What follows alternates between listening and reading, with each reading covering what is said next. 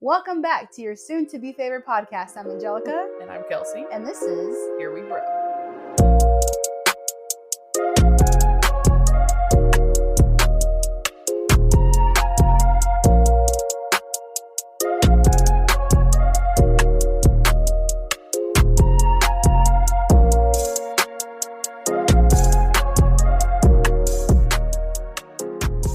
Hello, everyone.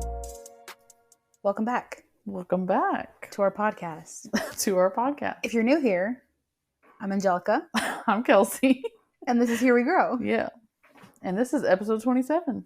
Dang. We were just talking about almost the 30. Yep. That's crazy. That is crazy. I can't even fathom 30 episodes. I can't picture that we've actually sat down and recorded for 30 episodes. Plus 2 bonus episodes.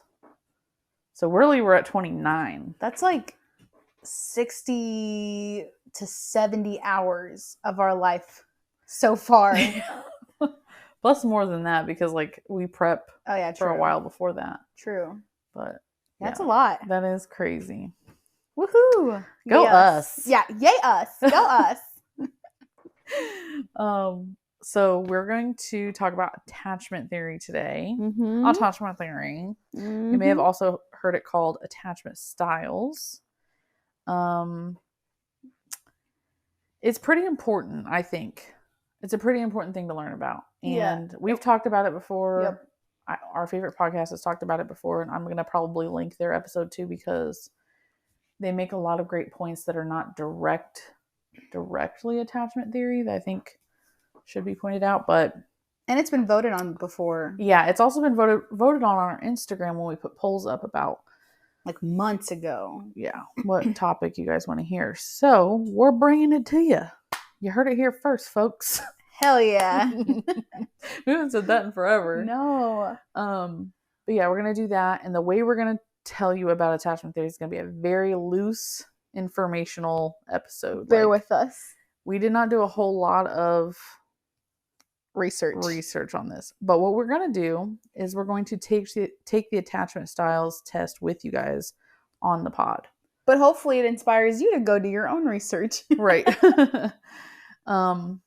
So yeah, but Angelica's got a couple stories for us. Well, first of all, I bet y'all can't guess what I'm doing right now or what we just did. We'll give you a second to guess. Nope. Nope. Nope. Kind of. I dyed my hair. You in the back, you got it. Comment below what you guessed that was. Okay, but guess what color? Oh, we should. What? I was gonna say we should put a poll on the podcast, but then we can the day of or the day before. Okay. Yeah, I just dyed my hair. This is my second time actually. Mm-hmm. We tried to do it on Sunday, and should I say the color here? Yeah. Well, I'll know by now. Okay, yeah. I wanted to do a deep purple, but when we got to the salon, I don't know, like this pretty pinkish purple really caught my attention. You mean the supply store, not the salon? Yeah, this is a professional. No, we did not do this professionally. I dyed her hair. That's the best kind, you know? It really is. You just want to do something crazy, something with your friends, just fuck female it. Bonding. Yeah, let's just do it. Yeah. But yeah, we got to Sally's and I saw this. Sorry. I just remembered we went to Sally's for the stuff and then we went to Sal's house to dye your hair. Shout out Sal. Thank you so much for letting us listen to the pod, but shout out Sal. Yeah, we went to Sally's yeah. for hair dye. And like I said, I saw this pinkish purplish tone dye that I really wanted. I'm like, oh, you know what? That would be cute. Yeah. It did not come out right. It came out reddish. Like a rustic red. That's a good way to put it. Not orange. No. Like a brassy red. Brassy red, yeah. Yeah. It was so cute. That was not anywhere near the color that we saw the sample of. Not anywhere near the color. Fuchsia. Yeah. Yeah, it wasn't good. Fuchsia. Yeah. I don't know what went wrong there, but yeah, so I'm dyeing it purple. Yes. And We've it's already dyed it actually, purple. yeah, we've already dyed it. It looks really good. It's already starting to dry up a little oh bit. my God, I'm so excited. Like Can't when wait for I you to style style it it. tomorrow. Yeah. Yeah. But yeah, she's cute. She's coming in. I needed a change. It's giving fall. It's giving. It's giving. There's a lot of things in life I can't control right now, and this is the one thing I can control. If you feel like you just need something to control in your life, just dye your hair, get a piercing, whatever helps you. We'll see. It's not gonna fix you, but oh no, it'll help. for sure not. But I'll be cute crying, you know. I'll be cute crying. That's just... Oh, what did I call you? A cute? Oh, you're gonna look like a cute grape. Because it's literally like, and it smells like grape. Smells like grape. Kool-Aid. Yeah. Shout out Arctic Fox. Yeah. If you want to sponsor us. Shout out Zoe for the recommendation. Yeah, shout out Zoe. Love you, girl. It was good. So yeah, so I'm really excited, and I haven't dyed my hair in like since I was 21. When I was 21 on my 21st birthday, that's when I like went blonde. I wanted an ombre, and she fucked up my hair, and I had to go to another salon to get it fixed. So yeah, and then before that, it was like you were like 14 maybe. Yeah. So I haven't dyed my hair in like almost 7 years. Yeah. That's crazy. I really didn't want to damage it again, but I was just like, you're like, fuck it. I just need something. And I was over here telling her, it'll grow back. It's just hair. Yeah. And we only damage the ends. Yeah. So it's not like you're damaged all the way to the root and you have to wait for it to grow all the way out from the root. Yeah. Oh, that's another thing, too. Like, I didn't dye my whole head of hair. Yeah. She's not a fucking whole purple head walking around. I'm not a full grape. I'm like a half grape. She's basically got purple ombre. Yes. It's cute. Ombre. Ombro. But yeah. So that's really exciting. Yes. And then Kelsey, what did we do yesterday? Oh yeah, we did something yesterday we should talk about. We went to go see Adam fucking Sandler. Woo woo, the Sandman. A lot of people didn't even know that he was in town, like doing a show. That's like, crazy. When they first announced his tickets, I was like, he tours? Like, what does he do? My cousin was so confused. I asked him if you wanted to go with me, and he was like, wait, is this like a comedy show or like is he singing? And I'm like, I don't know. I don't know, but I'm here for it. Yeah. I don't care what he does. Right. So basically what he did was he did a little stand-up comedy and then comedy through songs. Yes. So like he sang a lot of songs where he like told jokes in the songs. Yeah. Like he would do like a what's it called? Like a bit? Yeah, but I thought there was another word for it, like for comedians. Dang, I said it yesterday too. What? I don't know. What? If I knew that I would tell you. Yeah, let's go with bit. Like he would do like a comedy bit, and then he would do like a song, and then back to comedy bit, like for like 2 5 minutes, and then another song. Yeah. And the songs were short, like they weren't like full songs. They weren't like, oh my god, is the song ever gonna be over? Yeah. It was really short. And I feel like when he wrote them, he was like really winging it. Like they're not written songs. But he is so fucking talented. Yes. Like the guitar solo at the end. I told everybody at work about that. So at the end, he did a tribute to Chris Farley. And he was singing a song. He had a slideshow on the big screen of like old Chris Farley photos and them together. And then he had a whole ass guitar solo that was fucking awesome. And I got a good video of it. And what about the guest stars of the show? I was going to say first, before we get into that, just I mean, we've all heard Adam Sandler sing, but it's like his funny singing. Yeah. But no, like he actually has a great voice, and he knows how to play guitar, like electric and acoustic. Like, bro, my man is talented as fuck. Yeah. I already knew that, but like this just like solidified it. Yeah. I loved it. But yeah, guest stars, Kevin James. Kevin James was in the audience. I had no idea who the fuck that was. She was like, who's Kevin James? I'm like, Paul Blart Mall Cop. She's like, oh yeah. Well, and he didn't look like himself because he was supposedly incognito. Like you weren't supposed to be able to tell who he was. You think he was sitting there the whole time? I don't know. I told people at work today, I wonder if he was planted there after the show started and it was like a bit, or if he really did show up and Adam didn't know he was going to be there. Oh no, I don't know. It's kind of hard to tell. They're so good at impromptu stuff. Yeah. I don't know. Yeah, I don't know. But basically, at the end, towards the end, he goes, "Hey, there's this guy in the crowd, and he just looks so familiar to me. Like, who is that guy?" I this is the way I explained it at work. That he was doing a bit where he would pick out audience members and joke on them. And during that time, he was like, well, when the bit was over, he was yeah, like, yeah, he was he was like, roasting wait a people. minute, I saw somebody I know out there. And he had the camera guys like, okay, pan that's over. got to be planted, because how did he recognize this one person that barely looks like Kevin James? Yeah, I think it was. Because what if it wasn't Kevin James? No. I think it was completely. Yeah, it had to be planted. It had to be planted. But I don't think he was there the whole time. I think he was planted. I think you're right. At some point. Yeah. So. But maybe though, like, it's dark. Do you ever look at the person next to you and really see who they are? Right, especially the way he was dressed, you couldn't tell. You really couldn't tell. He's just kind of an average Joe, just like Adam Sandler. He could blend in if he really wanted to. I mean, depending on how he's dressed. Yeah. Well, he was there. Yep. Rob Schneider was there. Rob Schneider is like host. Yeah. So it seems he like has an amazing voice. Yes, I was surprised. He's incredibly talented. Yeah, he sang a lot. Wow. Well, he sang one song. Really, really good. But I think he's like intentionally on tour with Adam to host the show. Mm-hmm.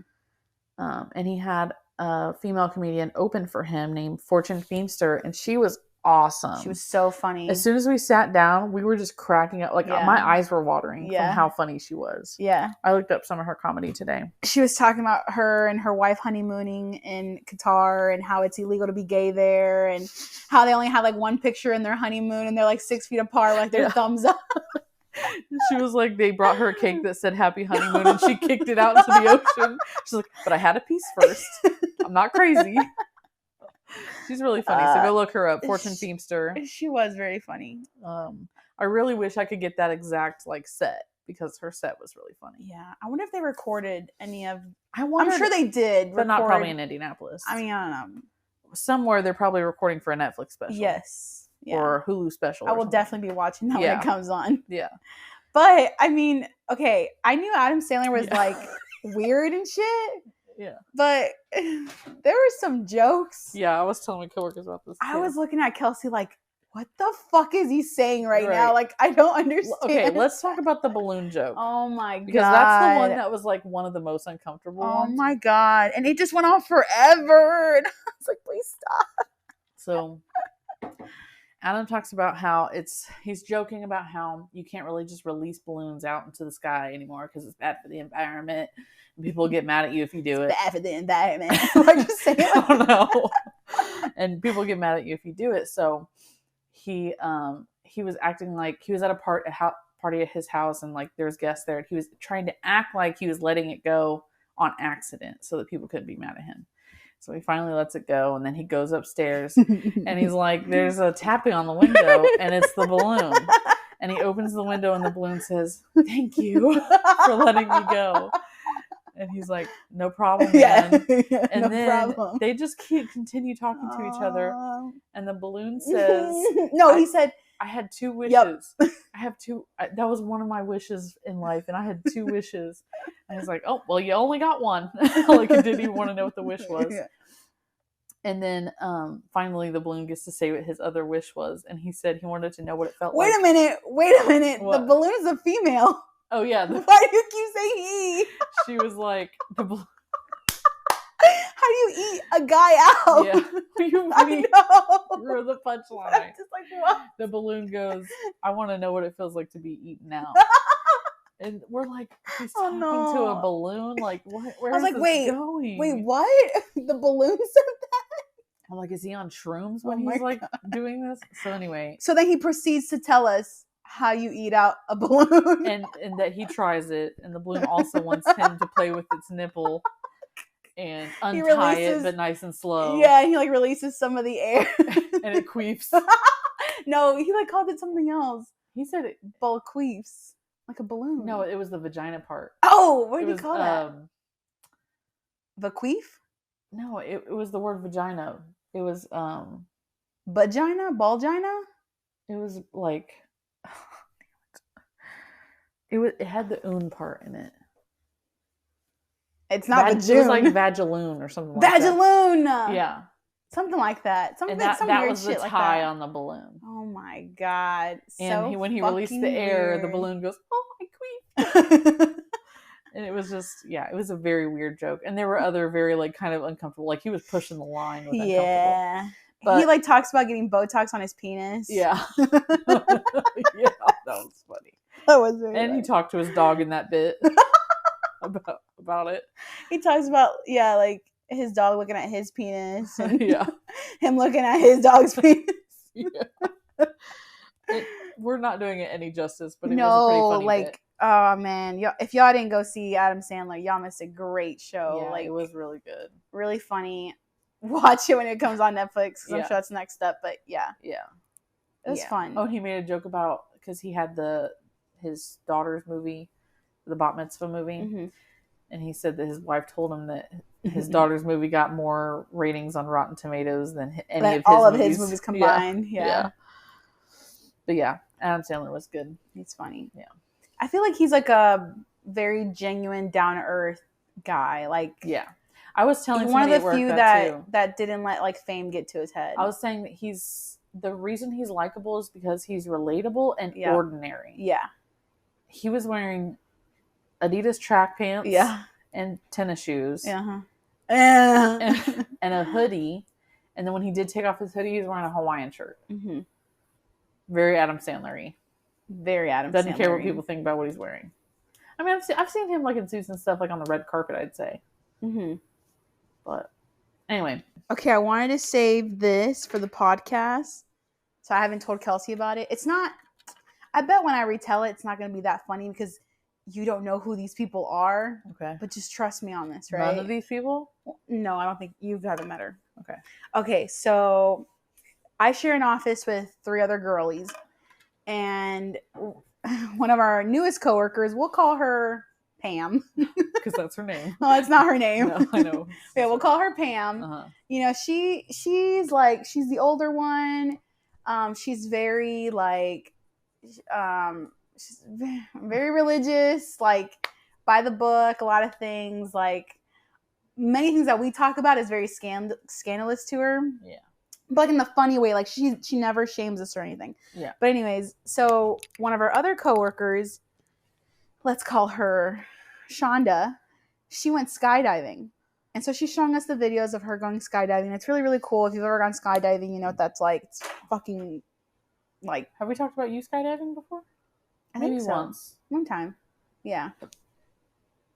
We'll never tempt God again. But anyways, we're talking about that. And then I said. And then I said to, what was the first girl named Pam? Pam, you forgot your fake names. And then I asked Pam, I said, Pam, what's the craziest thing you've ever done? Because she was saying like, oh, I could never go skydiving. Like, that's super crazy. Like, that's wild. Like, man, you guys are crazy. And I'm like, okay, like, Pam, like, what's the craziest thing you've done? Right. What'd she say? Again, Pam is very, like, you know, orderly, religious. Yeah. But in the best way. I love her. Yeah. And she goes, no, like, I've never done anything. Like, I just haven't. Like, I've played by the, like, everything in my life is fine. And I was like, oh, okay. And then she goes, except for the night I spent in jail. What? And I was like, wait, what? Back it up. And then, of course, I had to know the story behind it. I mean, she was a kid. She was underage. So, like, it was like your typical, like, 80s movie, like, 15-year-old's parents aren't home, throws a party. Then so she goes, threw a party? Yeah, she threw a party. I was like, what, Pam? Okay, Pam. Okay, 15-year-old Pam. And like her and her friends like trespassed at like someone's pool or something, and that's how they got arrested. And she was talking about that night, and I'm over here like mind blown, like, what? You spend the night in jail? Like, that's crazy. And then she goes, oh yeah, and the time me and my husband did acid. She's building y'all up. I was like, I feel like I don't even know you right now. Yeah. I was like, wait, is this before or after you had kids? And she's like, oh, no, before. I thought you were going to say, wait, is this before or after Jesus? Well, that had been before. Yeah. But yeah, I was like, Pam, you are wild as fuck. Yeah. And first of all, I didn't mean like illegal shit. I meant like wild shit. Right. Skydiving's not illegal. No, oh, what illegal shit have I done? And then I thought about the craziest thing that I've ever done. You know, I really haven't done crazy shit. Well, no, sorry, not crazy. One would argue that skydiving is crazy. Okay, no, back up. I wasn't thinking crazy. I was thinking illegal shit, like how she was. Yeah. I was like, I really haven't done any bad stuff. Yeah. Like, I mean... You very to the book. I am. And like, I never got arrested, like never, like none of that, like never got in trouble. I mean, I got suspended at school, but like, have you ever been pulled over? Yeah. Yeah. Yeah. Have I told you this story? No. I've gotten pulled over twice. Okay. The first time was college, and I was on my way to the university to finish a project. Did you cry the whole time? No. So, impressive. Yeah, I know. Well, mostly because I was confused. Oh. So I was blasting my music. It was like towards the end of the semester. Yeah. And I was like a street away from where I was supposed to turn. And just like the IUPUI cop like put his lights on and got behind me. I didn't know what to do. So I just stopped the car. In the middle of the road? Well, I like scooted over to one side. Yeah. And then the first thing he says is, why did you... Looking back at it, he probably was so confused too. He's like, why did you pull over to the left?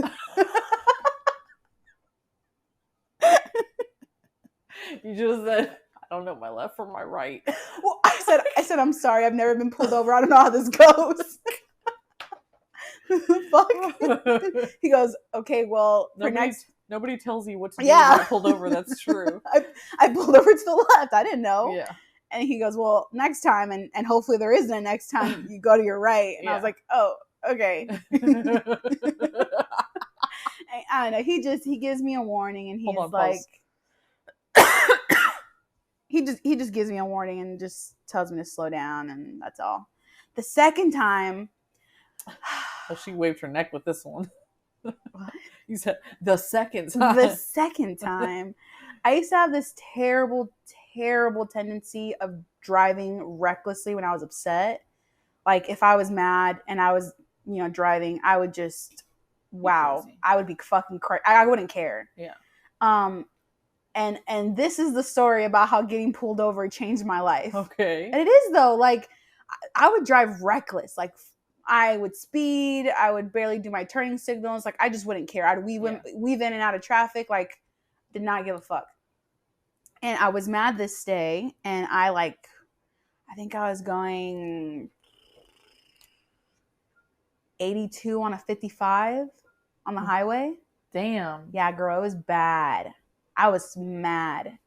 Got pulled over. Of course, then I started crying because I knew I'd fucked up. Yeah, you're like, oh, I'm going to jail. I was like, oh, fuck. Yeah. That's reckless driving, technically. Yeah, I had to take a class on it. Anything's over 15 or 20. I think over 20. Reckless he said if it was 19 or below, it'd be a ticket. Yeah, but since it was over 20, so he gave me 2 tickets. I had to take a class. Like my license was in jeopardy. Like it was bad. Wait, when was this? 2020. Yeah. What? Yeah, it was bad. It was awful. Yeah. I was on my way to a wedding. So like after all this, I had to pretend like everything was okay. Wait, whose wedding was it? Jose's coworker at the time. Okay. Yeah. In 2020, they had a wedding in 2020? Yeah. Damn. Okay. Yeah, they also built their house in 2020. Well, that was when the rates were down. Yeah. Anyway.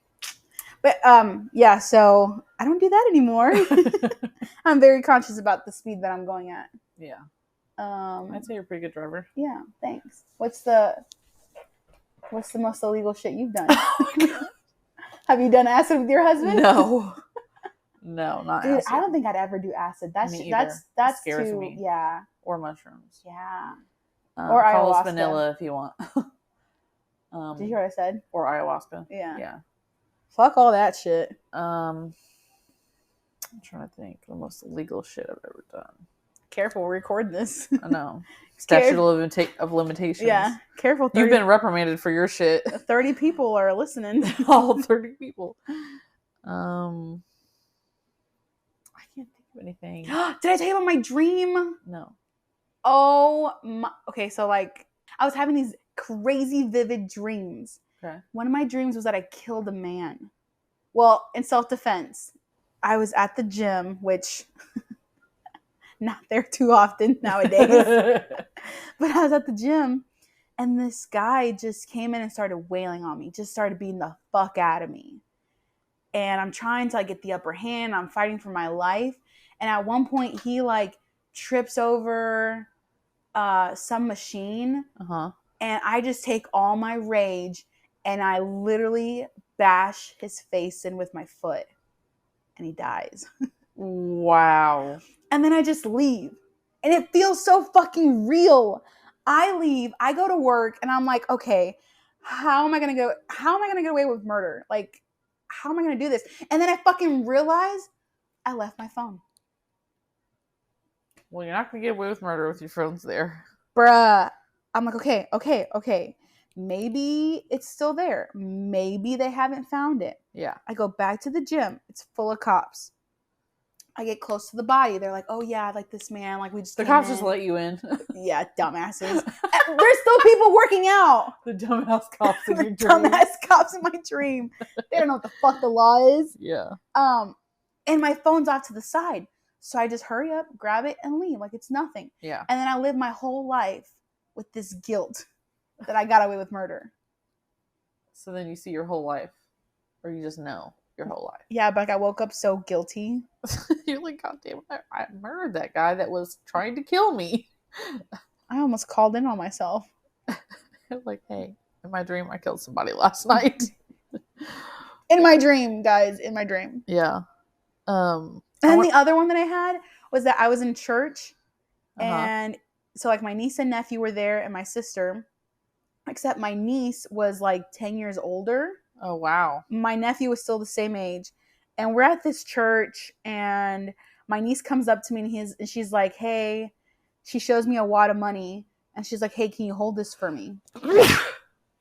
Bless you. Thank you. And I was like, okay, I don't ask any questions. I put the wad of money in my pocket, and then this guy comes around saying like, oh, they took the collection box. Like they took the money out of the collection box. And I look at Layla, and she just looks at me, and I'm like, okay, what do I do here? Do I rat out my niece? Take the fall for her. Or just No, not take the fall for her. Like make her tell on herself. Yes. Or just not say anything. Yeah. And I decided not to say anything, and I kept it for college. Yay me. What? Thanks for listening. I'm sorry. I listened to the part before that. The last thing you said, I didn't understand. I didn't hear it. I kept it for her college. Oh. How much money was it? I don't know. It was in my dream, Kelsey. I wasn't going to count it. I just felt guilty your whole life in your dream also. True. It was just a big wad of money. The reason I'm on my phone is because I just downloaded She's not listening. A dream interpretation app. Mm-hmm. And so I was going to interpret your dream. Please. About killing someone. My God. But it's making me go through a bunch of hoops. It's okay. I don't want to know. Well, let me just Google it. I don't want to know how fucked up I am. I do. Oh. Dream dictionary. Murder. Oh, we need to take a break anyway. We're at 29:17. All right, we'll be right back. Hey guys, did you know that we have merch? And if you're looking on YouTube, Angelica's wearing it. If you want to buy merch, go to our Instagram. Our link tree is in our bio. Buy one for your girlfriend. Buy one for your boyfriend, your mom, your dad, your brothers, your sisters, your auntie, your uncle, your cousins, your grandma, your grandpa. Yes. Everybody. They are unisexual. So unisexual. Okay? Unisexual. If you don't have access to our link tree, you can just go to bonfire.com/here-we-grow-podcast. We have shirts. Yes. We have crew necks. Pullover hoodie, crew neck. We could add some more stuff later if we want to. But it is good. Please go get some. Please. Do it so that people say, what's on your shirt? And then you can say, oh, it's a podcast I listen to. You should listen too. And speaking of which, if you're listening to the podcast right now, which is how you're hearing my voice, send our podcast to someone you think will like it.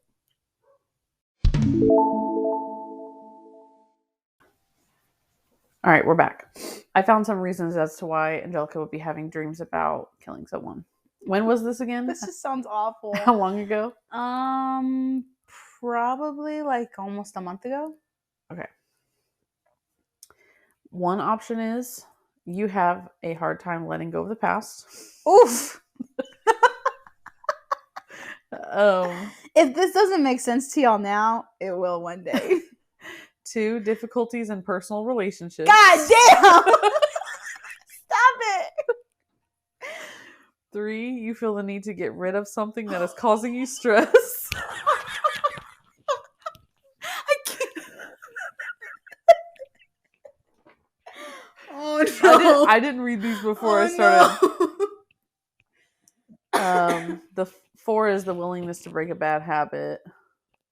5, you sense that you cannot keep up with life. 6, a strong desire to aid or safeguard others. 7, you are taking part in a criminal enterprise right now. You're in the mob. Yeah.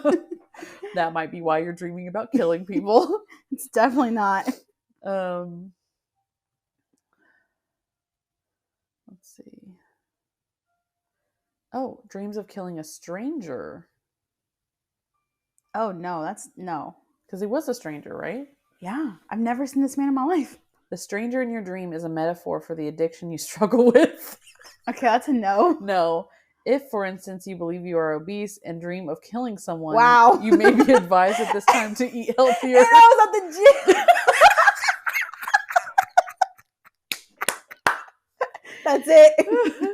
That's gotta be That's it. so funny. Oh my god. Now, we all know dream interpretations, not to the science, but it is interesting, some of those options. Mm-hmm. Wow. What was the other dream? Oh, the Layla. My niece being older and stealing money. That's too obscure for me to look and up, me like hiding it for her. Yeah. That just means I'm gonna be a good aunt. Yeah. I'm already a good aunt. I love those kids. Yeah. Okay, you have another story before we get into attachment styles. Oh, not really a story, but I took my dog to the vet today. Mm-hmm. Poor Bud has been struggling for a while. He's just been itching at his ears a lot and like shaking his head, and it's gotten worse within the last week. And like I've tried to clean it, but there's just always one ear that's worse than the other. And there was like a time where I came home and there was blood on one of his toys, so that was kind of concerning. But anyways, I took him to the vet, and I mean, my dog's a big boy. Huge. We talked about this. He lost weight. Oh, really? I think he was like 107. Now he's like 101. I mean, 6 pounds is a lot for him. Yeah. So my dog's 100 pounds. And so we go to the vet, and they're trying to like look into his ear, and he won't even let them get a sample from his ear. And so the vet's like, okay, I'm going to take him back and see if maybe with the doctor, like having 2 people will do it. She comes back and she's like, he's not letting us. We're just going to sedate him. And I'm like, what? Damn. Like, he's never been sedated. But he's not in my care. He's never been sedated before. Well, has he been fixed? Yes. Well, then he's been sedated before. Yeah. But I've never, taken care of a sedated dog. Well, he was probably a puppy when he got fixed. Yeah. And so they're like, yeah, it's like the only way that we can do it. Like, he's not letting us. And they're explaining to me how it's going to go down. Because they're like, oh, he's not in any pain. Like, he's going to be in, like, La La Land. Like, he just won't be able to move, but he'll be fine. Yeah. And I was like, okay. And I was like, you know what?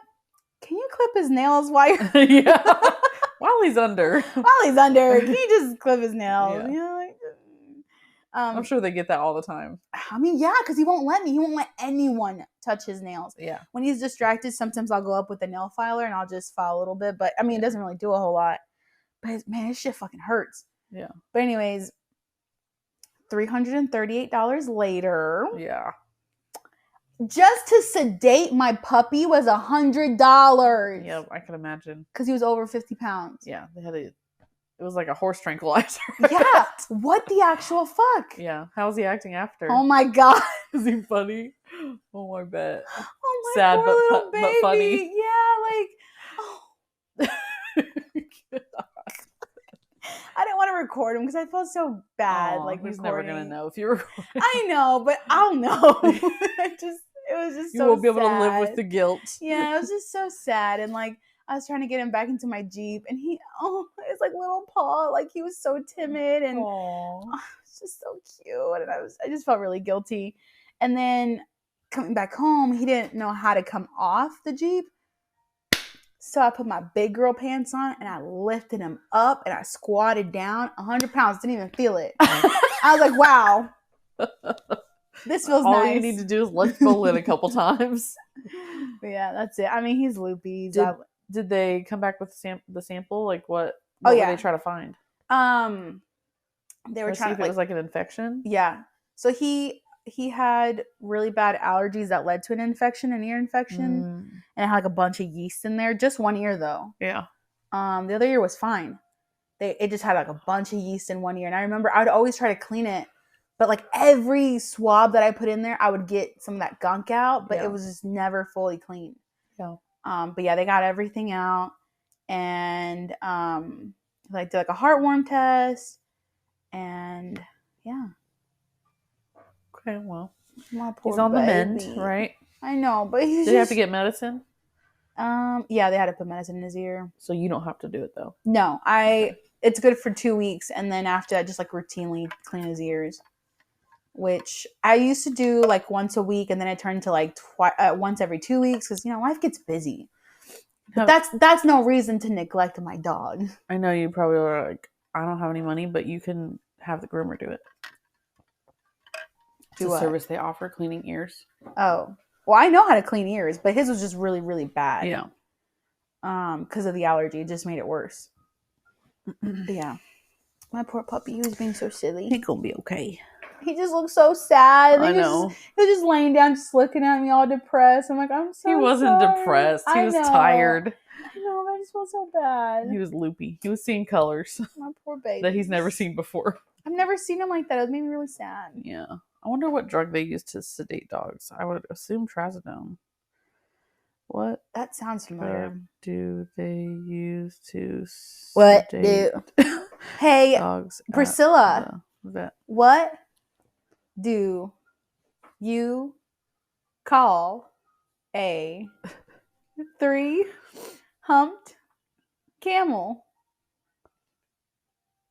I don't know what that was. What? I've never heard that in my life. Pregnant. What? I've never heard what you're talking about. Have you ever watched Zootopia? No. Oh, you gotta put cash on it. Oh, it's a kids show? Wow. I mean, it's animated? Yes, it's animated, and it's for adults also. I mean... You don't know what I'm talking about? I've been watching Disney Plus for a month now, so... Okay, watch it. Here, listen. Plate 29T number 29THD03.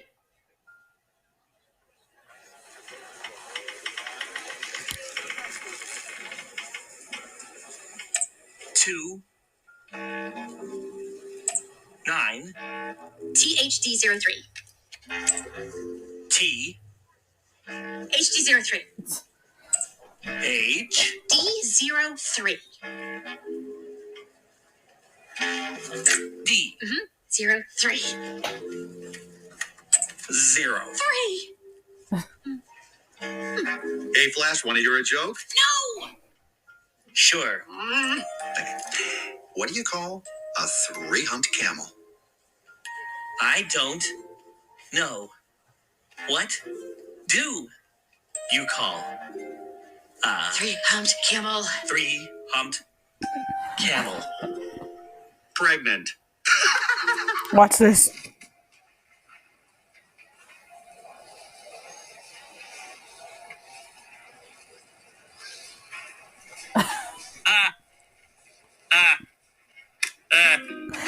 Yes, very funny, very funny. Can we please just focus on the text? Hey, wait. Priscilla. Oh, no. Yes. Oh, no. Flash? What do No. you call a 3-humped camel? Pregnant. Okay, great. We got it. Please just... I can't even never seen Zootopia.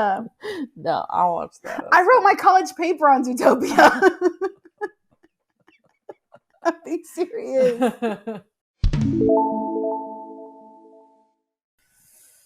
All right. Shall we get into attachment styles? Let's do it. Okay. So I'm going to give a general rundown of what attachment styles is. Basically, the attachment theory is the theory that the way you're raised and how you form attachments with your caregivers growing up, like whoever your caregiver was, your parent, your aunt, whoever raised you, directly affects the way that you have attachment with people in your life, whether that be relationships, coworkers, friendships. And it's a direct correlation. Not only is it a lesson on your inner child and how you treat your partner, but it's also a lesson on being mindful of how you raise your kids so that they have a secure attachment for the partner that they're going to be with at some point. And the reason it's good for your inner child is because you can really reflect on the way you were raised and how it's affected you and do the work to kind of undo some of the harmful things. So we're going to take the test. The test has very important questions that I think are important to talk about as we go. So that's why we're going to do the test on the pod. It's a lot of like self-reflection. We've taken the test before. Have we? Oh, Yeah. yes. I thought you were saying we've taken a test on the pod before. No. Yes, we've taken this test before. I don't remember what your answer was. That was like a year ago. I think mine was like number 7 or something.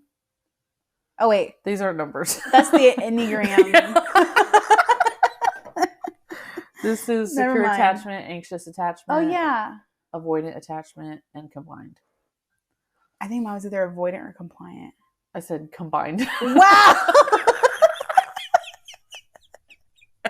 I think I meant compliant, like people pleaser. I'm like, oh yeah, that's me. Damn.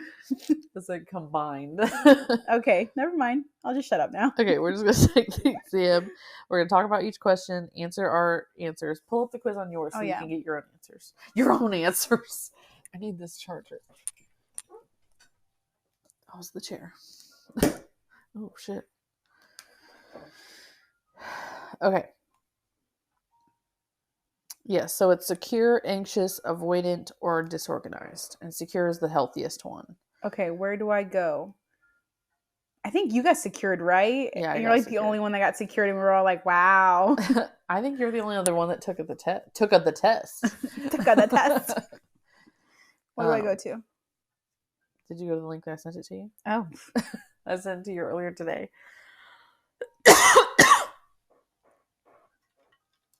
I guess I could have just gave you the website. I don't have that link. I'll send it again. Oh, I got it. Okay.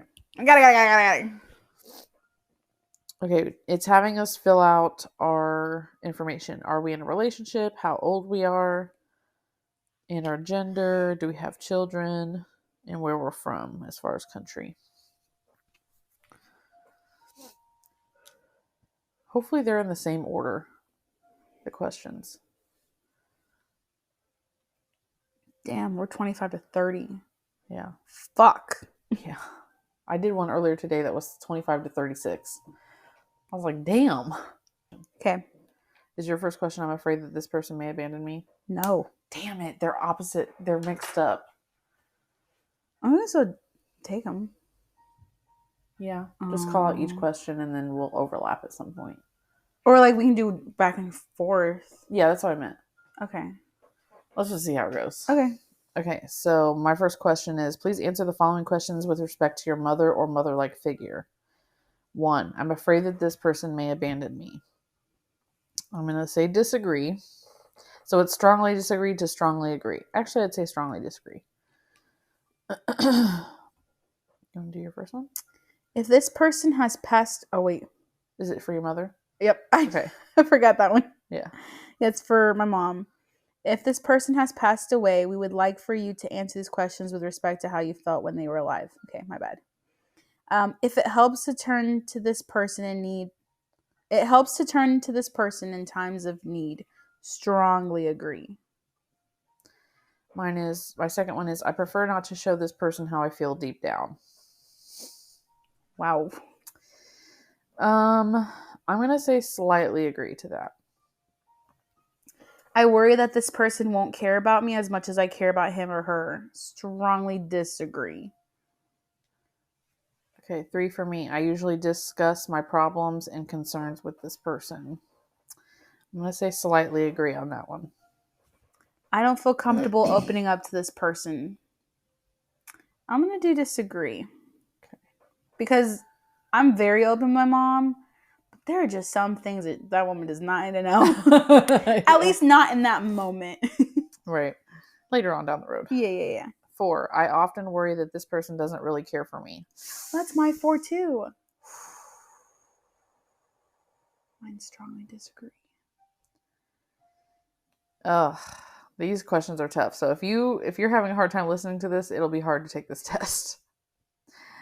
My answer to this one would be neutral. And the reason I say that is because I don't often worry about it, but I know my mom loves me. But sometimes I think she doesn't like me very much. I mean, as a family member, you love them, but you may not like them. Mm-hmm. Yeah. I have a couple family members like that where I Yeah. love them, but Me too. I do not like them. Go ahead. I find it easy to depend on this person. Strongly agree. What did you answer to? Oh, we had the same question, and I said strongly disagree. Okay. I have the same number 5 question too. I find it easy to depend on this person. Neutral. And you're the secured one? How the fuck? Yeah, because and then it's going to ask us about our partner, how we Mhm. feel with a partner. I guess that's true. And it might have changed. Yeah. This can change all the time. Yeah. Go ahead. Number 6, I talk things over with this person. Strongly agree. 6, it helps me to turn to this person in times of need. Slightly agree. I prefer not to show this person how I feel deep down. Strongly disagree. And again, this is about our moms. Yes. 7, I talk things over with this person. Slightly agree. Or mom-like figures. I'm afraid that this person may abandon me. Strongly disagree. 8, I don't feel comfortable opening up to this person. Agree.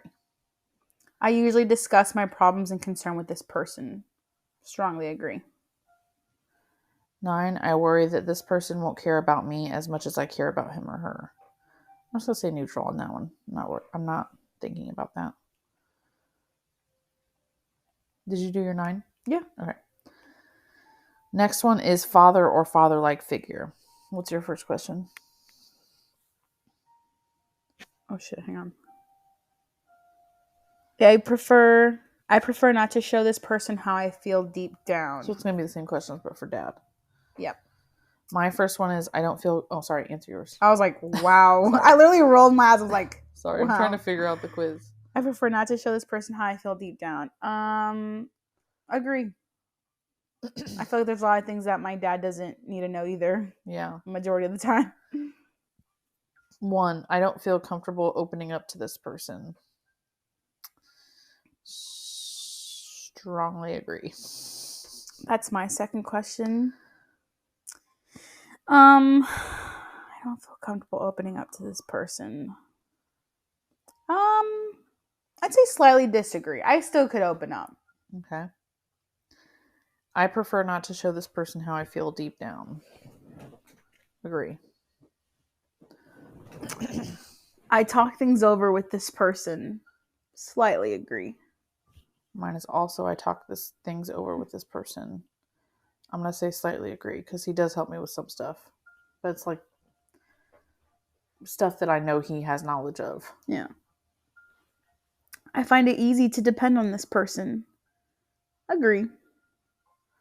I'm afraid that this person may abandon me. Strongly disagree. I have the same number 5. I'm afraid this person may abandon me. Disagree. 5, I usually discuss my problems and concerns with this person. Disagree. I often worry that this person doesn't really care for me. Strongly disagree. I often worry that this person doesn't really care for me. Slightly disagree. It helps to turn to this person in the times of need. Agree. No, slightly agree. I worry that this person won't care about me as much as I care about him or her. Disagree. I have the same question. I'm going to do strongly disagree. I find it easy to depend on this person. Strongly agree. I usually discuss my problems and concern with this person. Slightly disagree. It helps to turn to this person in times of need. Neutral. Because it just depends on what it is. Yeah. Okay. So now it's about our romantic partner. Yes. Number 1, I worry that this person... Oh, hang on.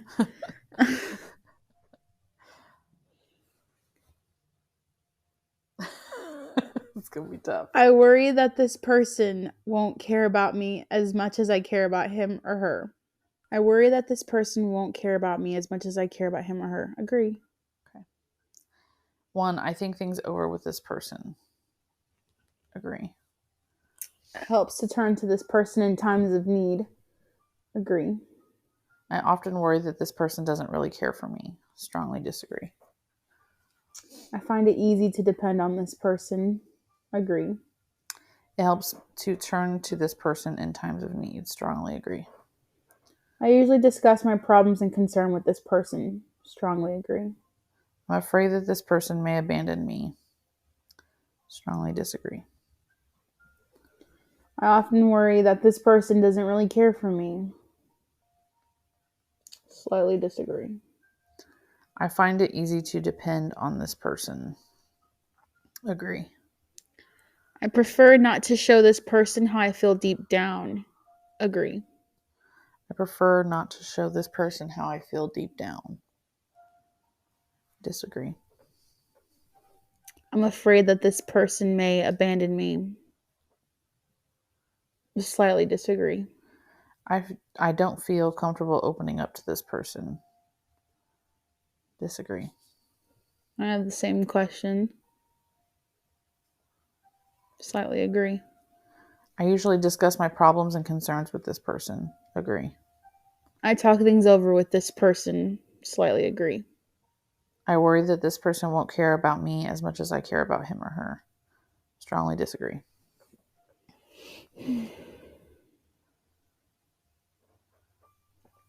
Now it's about how each statement best describes your feelings about close relationships in general. So I have adult parenting attachment.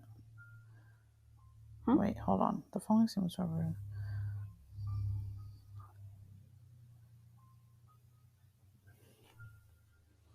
Yeah, I have parenting style because I put that I was a parent. So that's it for you? No, I have to answer questions about being a parent. Oh, go ahead. Okay. I worry a lot about my parenting style. Disagree. When I talk to my child, I like to provide them with rich, elaborate detail and talk about people's feelings. I mean, when he gets that age, yes, strongly agree. He's only 2. Mm-hmm. My child has an object that they are extremely attached to. Strongly disagree. As a parent, I feel that I need to control all aspects of my child or children's lives. Strongly disagree. I do not impose limits or physical boundaries on my child. Agree. I would describe my child as being responsive but unpredictable in their behavior. Strongly disagree.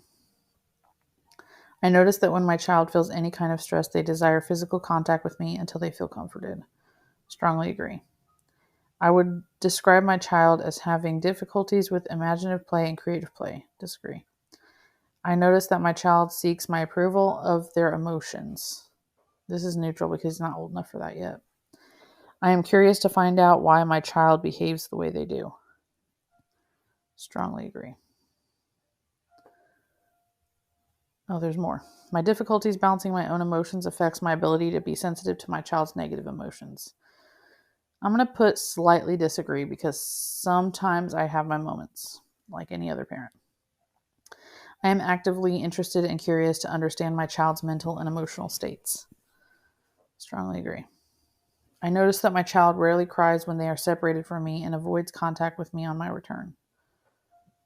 Disagree.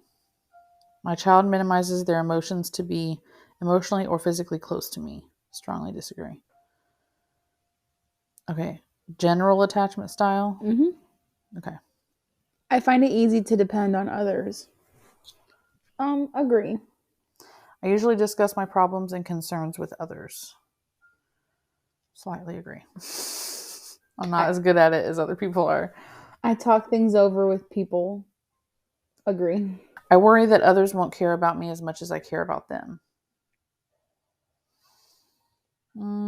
Slightly agree. Damn. That's deep. I'm afraid that other people may abandon me. I'm afraid that other people may abandon me. Strongly agree, because they've done that in the past. I have the same question.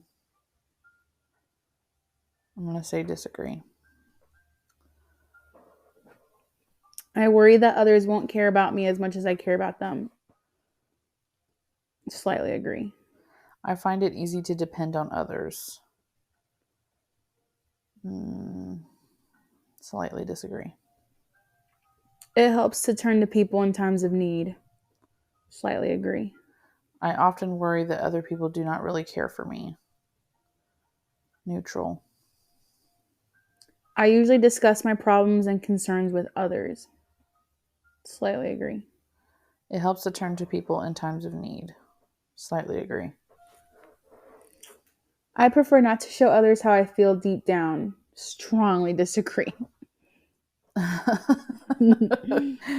I talk things over with people. Agree. I often worry that other people do not really care for me. Slightly agree. I prefer not to show others how I feel deep down. Agree. I'm telling you, Kelsey's a closed book. I'm trying to be an open book. I'm trying. Pop that bitch wide open. Nah, I'll pop other people wide open. Stop that. I'm very good at that. I don't feel comfortable opening up to others. Disagree. I had the same question. I'm going to say slightly agree.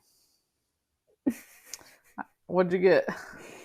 Your attachment style is anxious / preoccupied. I got secure.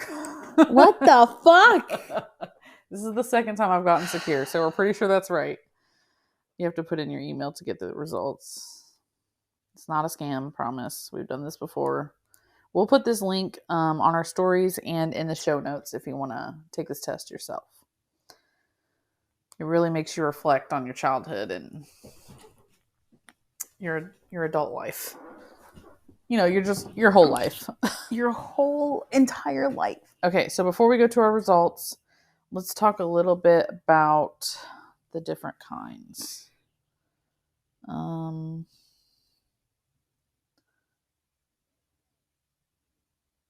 Wow. It says the anxious / preoccupied attachment style is one of the 3 insecure forms of attachment: anxious, avoidant, and disorganized. You think? Damn. Okay, let's go to our results because I thought that was going to be on the same page. Profile, anxious, preoccupied. Yeah. Anxious / preoccupied is what I got. It's one of the 3 insecure attachment styles. Characteristics are: you may feel as though you're less than others. The low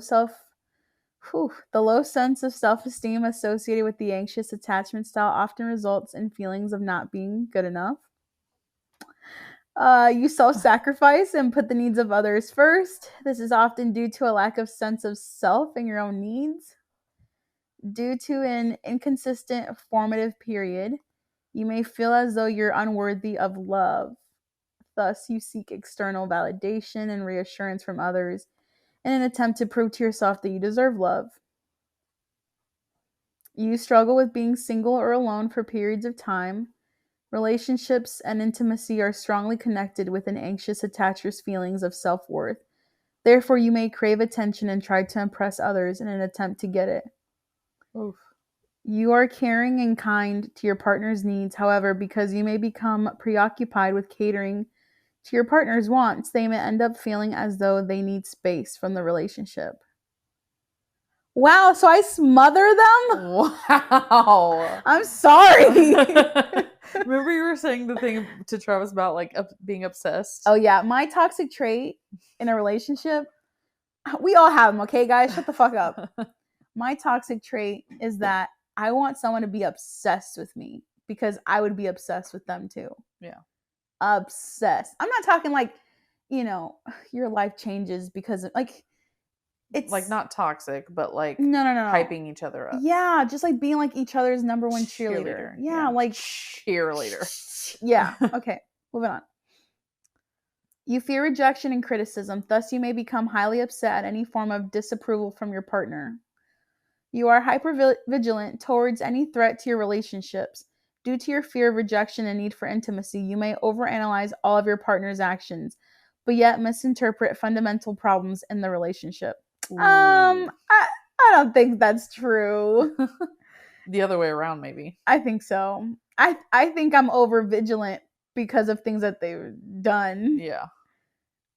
Due to lack of self-agency, you may struggle with making decisions and instead rely on a partner to do so. Not necessarily a partner, but my friends. Like, I'm very indecisive. Yeah. It's very hard for me to like be strong one way or the other. So You're I have confident to in your choice. Yeah, I have to like consult with multiple people. Yeah. Because I just don't trust myself. I don't trust my judgment half the time. Yeah.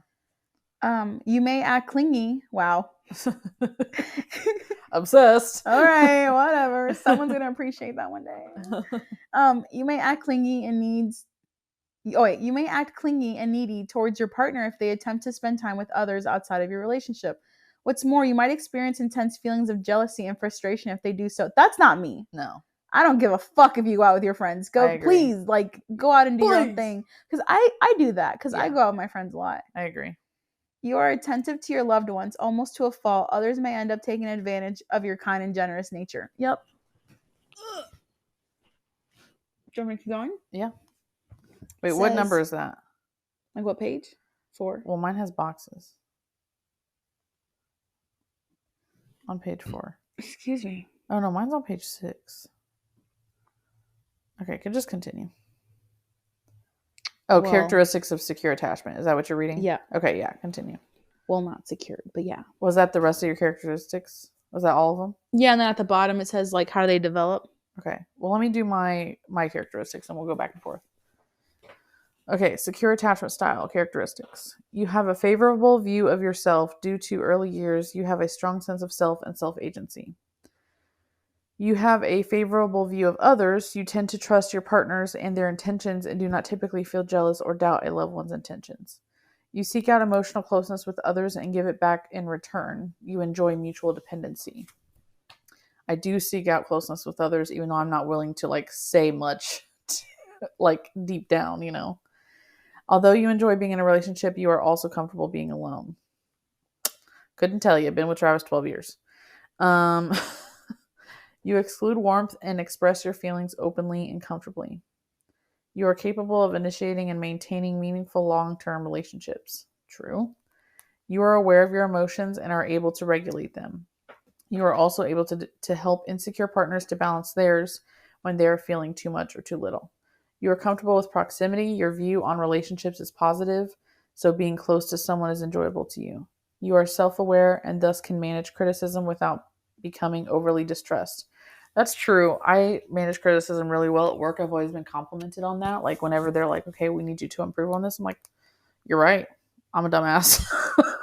Not like that, but like I'll joke with them about it and like lighten it so they don't have to feel so bad about, wow, that's kind of toxic of me. I'll joke with them to lighten the mood so that it's not so like such a dark thing to like be criticized at work. And then they're like, wow, you take criticism really well. And then I do fix the thing. Like, I understand, like, yeah, I did mess up. I'm not going to make excuses for it or, like, blame other people. Wow. Just fix it. I'm the opposite. If my boss tries to tell me, like, hey, you did this wrong, I'm like, I can guarantee you I didn't. And let me show you. Yeah. And I always, like, 9 times out of 10, I prove them wrong. I'm like, see, it wasn't me. If it's something that I didn't really do, then I'll be like, well, actually, no, you're about to kick your water. Oh, shit. I can be like, well, no, I didn't, and then prove it. But yeah. Usually they're right. It's something that like no. Usually my boss is wrong, and I'm like, like if I know for a fact I didn't do it, I'm like, no, I didn't, and let me tell you who did. Yeah, I'll figure it out for you. All right. Or if I think it might be, I'm like, I'm not saying yes. Yeah. Let me go do my own research and see if it was really me. Yeah. Because like at my job, there's like you leave, like your name is stamped on it, like the last person that did something to it, your name's on it. Yeah. And I'll be like, I didn't do that. Yeah. The rest of that one was these self-reflection skills help you understand how you act within social context and may affect the outcome. I feel like I'm a good social person. Okay, you're going to go to 6. Yeah, but it's not loading. So, what can I do with an anxious / preoccupied attachment style? By this stage, you likely have a deeper level of understanding of the anxious preoccupied period. If you're wondering about the next possible steps for you, then it may be helpful to focus on self-development. This means examining what you want, like, and need through exploration of who you truly are as an individual. Oh my God, not read today. We all have automatic thoughts that are below our level of consciousness and affect our moods and emotions without our awareness. Oftentimes, Oftenness. oftentimes, these thoughts are more negative than positive, and more importantly, also inaccurate.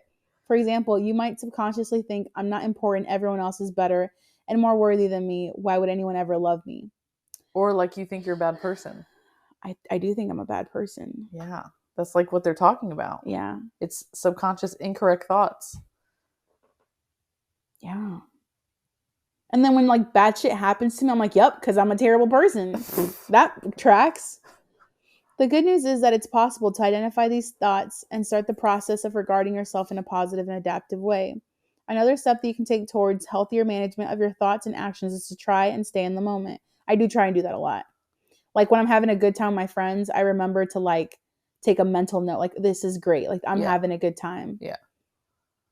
This is great. I'm having a good time. You should say that next time we're all together. This is great. I'm having a good time. Everybody will be like, me too. Thanks for letting us know. A key, like I really try hard to like let it develop into like a core memory. Yes. A key feature of the anxious attachment style. Sorry. A key feature. A key feature. That's what I don't know how else to say that. I think it's because you said a key multiple times before you finished the sentence. A key feature of the anxious attachment style is rumination about what happened in the past and what could happen in the future, rather than focusing on the present moment, the right here, right now. You might find that you're exhausted a lot of the time because your mind is always active. Duh! Got a big ass head, a big ass brain. That bitch is always running, never takes a break. And I'm an overthinker, like, of course. Yeah. Your brain drains itself. Dude. Instead of constantly searching for meaning in the small and meaningless actions and words of others, I can't accept that it's meaningless. Yeah. Try to slow your mind down by focusing on the present moment. In time, through practice, you'll be able to effectively break old patterns and capture a more peaceful mindset. Gee, thanks. Was that it of that? Yeah, but I think the part that was online was more interesting. Well, you go ahead and talk about it. I want to talk about scores too, because I need to figure out how that works. Okay, I'm going to read What Can I Do? What can I do? Like, this wasn't...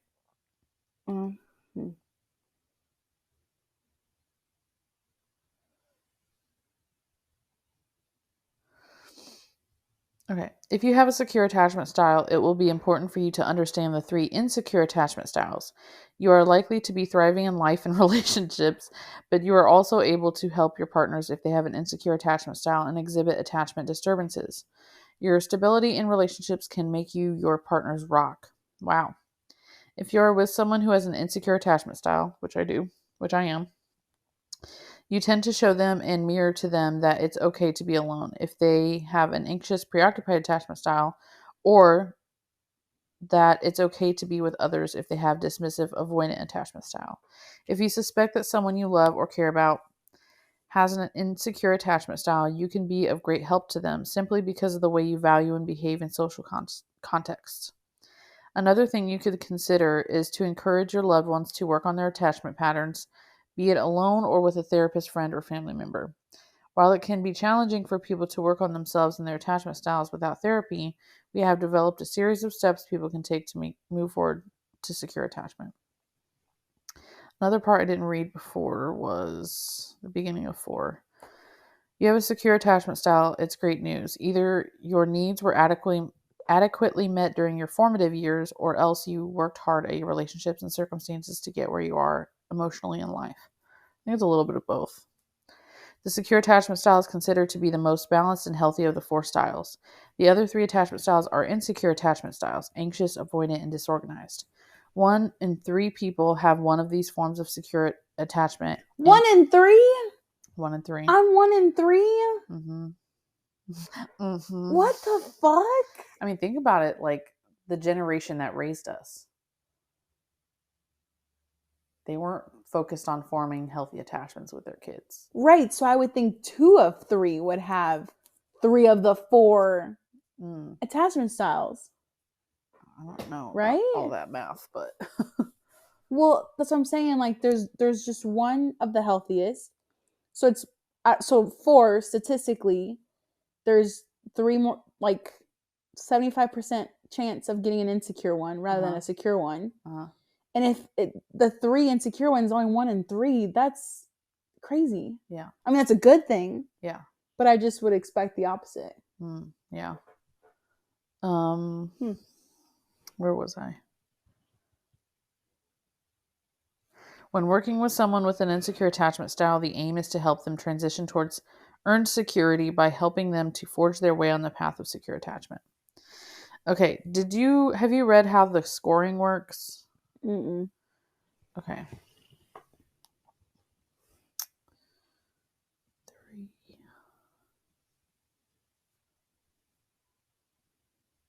Wow, look at what my score is at. It's at the bottom of avoidance and the at anxiety. Wow.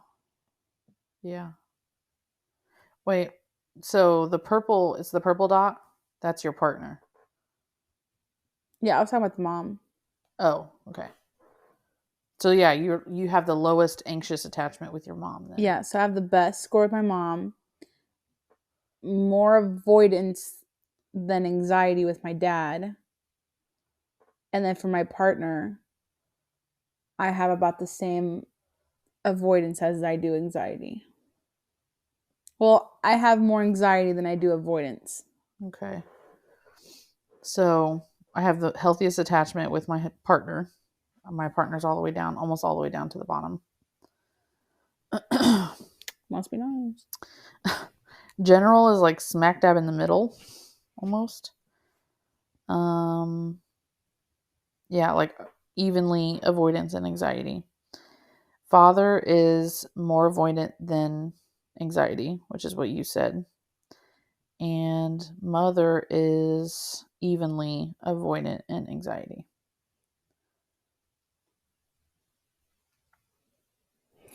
I was going to read what it has on the website. It says, what does it mean to be anxious/preoccupied? The anxious/preoccupied attachment style is characterized by low feelings of self-esteem and self-worth, but also by holding others in high regard. That's me.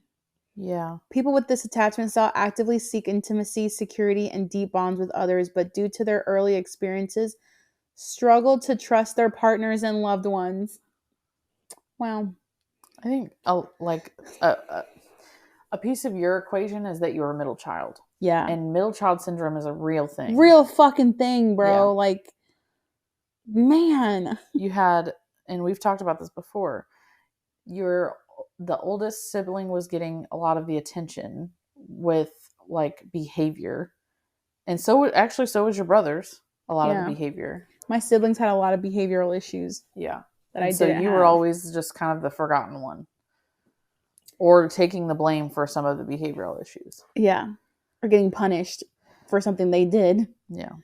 For these reasons, someone with anxious/preoccupied attachment style can act clingy, suspicious, and hypervigilant toward other people. Unfortunately, although people with this attachment style tend to be overly dependent on their relationships, I don't think so. Well, friendships maybe. Their actions within them often force others away, reinforcing their feelings of low worth. And then it says, how does the anxious/preoccupied attachment style develop? The anxious/preoccupied attachment style, referred to as ambivalent in children, typically develops during the formative period in a child's life, the first 18 months, as a response to the child's relationship with their primary caregivers. It is believed that this attachment style forms from the child's perception of how their caregivers responded to their needs. So like the middle child syndrome. Mm-hmm. The child perceives that their caregiver neglects or inconsistently meets their needs. However, it is important to understand that caregivers of an anxious attached child often do not intentionally neglect their child's wants and needs, but instead that the child understand their actions and their but instead that the child understands their actions in this way. I remember telling my mom, like when I was a kid, like, you love me the least. Like, I feel the least loved. Like, that's how I see it. Yeah. I feel the least loved. If now, a caregiver, now you guys are like Kylie and Kris Jenner. Hell yeah. If a caregiver, I'm Kylie, right? Yeah. Not your mom.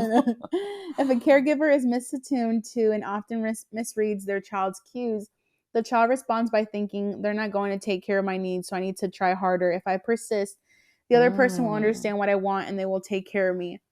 That's how you do in your relationships. If your needs aren't going to be met, you need to try harder. Let's cry. Wow. We just unlocked a whole... Yeah, that's crazy. Oh, I don't like this. Oh, this is what you said last time I made you take it. Oh, I don't like this. No. Oh, no. Go back. Wow. Huh? Did you lose your place? No, that's it.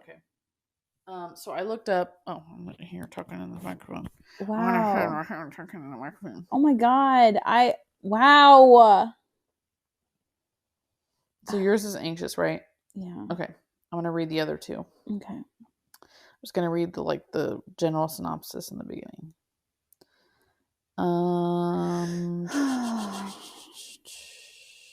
Okay. Avoidant attachment. Parents who are strict and emotionally distant do not tolerate the expression of feelings and expect their child to be independent and tough, might raise children with an avoidant attachment style. Wow. That's makes me upset to even think about. As adults, these children appear confident and self-sufficient. They do not tolerate emotional or physical intimacy and might not be able to build healthy relationships. What's more, in the workplace, they are often seen as independent lone wolf. It is, however, possible for these individuals to change and develop to a secure attachment style.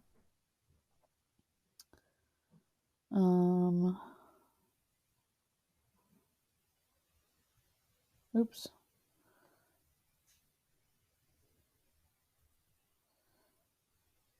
Okay. I'm just going to read the synopsis on the other one too, and then we could probably wrap it up. Oh shit, I lost it.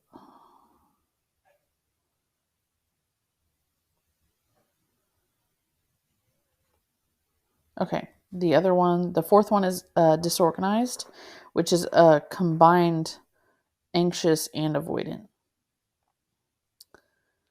Let's see. The most difficult type of insecure attachment is the disorganized attachment style. It is often seen in people who have been physically, verbally, or sexually abused in their childhood. This is which one? The combined one called disorganized. Oh my God. In adulthood, people with this attachment style are extremely inconsistent in their behavior and have a hard time trusting others. Such individuals could also suffer from mental health issues such as substance abuse, depression, borderline personality disorder. This attachment style can be changed with proper treatment, although the process might be challenging. I wish that would have told me more.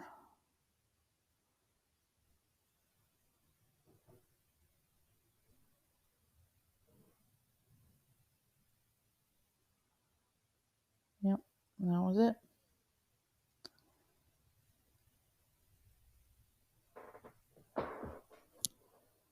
Okay, here we go. This disorganized attachment style is believed to be a consequence of childhood trauma or abuse. Perceived fear is the central aspect of this development. The survival of the infant child depends on the caregivers. The child knows that subconsciously, so he or she seeks safety in the caregivers. A problem arises when the source of safety becomes a source of fear. If the caregiver shows highly contrasting behavior, which is inconsistent and unpredictable, the child can start fearing his or her own safety. The child does not know what to expect, nor does the child know when the caregiver will meet their needs, if at all. Yeah, this one's pretty heavy. So I would urge you guys to go and find your attachment style. If you want to read up more on the characteristics of what it looks like to be an adult in the disorganized or avoidant one, please read up on that. You can find it everywhere. You can find it on Instagram, for crying out loud. So definitely check into that. We only have 2 minutes left. Do you just want to wrap it up? Okay. All right. That's been attachment styles. We encourage you to take your tests. Like Kelsey said, it's very, very interesting. Check the show notes for the link. It'll make you realize some shit. Yeah. It made Angelica realize some shit tonight. I mean, yeah, like... And it would be helpful for your partner to take it too, so that you guys can understand each other. Yeah. Really, like, one of the main parts about a relationship is knowing your partner. So if you can do that, then you guys will be golden. All right. We'll see y'all later. Goodbye. We're out.